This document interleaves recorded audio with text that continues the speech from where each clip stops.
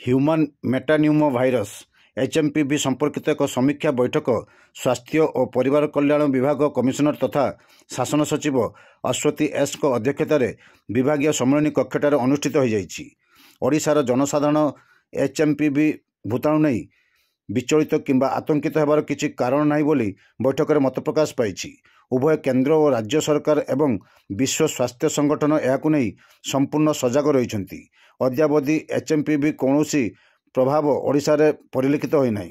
ता सत्त्वे ओडिशा सरकार समस्त परिस्थिति पई संपूर्ण प्रस्तुत अछन्ति। IDSC, NCDC, integrated disease surveillance program, national centre for disease control ठारू आरंभ करी राज्य सरकार समस्त जनस्वास्थ्य निर्देशालय, AIIMS Bhubaneswar, RMRC Bhubaneswar, ILS Bhubaneswar प्रभृति प्रमुख अनुष्ठान यह उपर तीक्ष्ण नजर रखिछन्ति।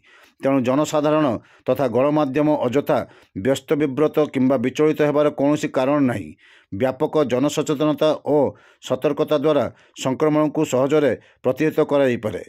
तेणु सदासर्वदा व्यक्तिगत तथा परिवेशर परिष्कार परिच्छन्नता प्रति विशेष ध्यान देवाई स्वास्थ्य और परिवार कल्याण विभाग जनसाधारण को अनुरोध करिसेंति।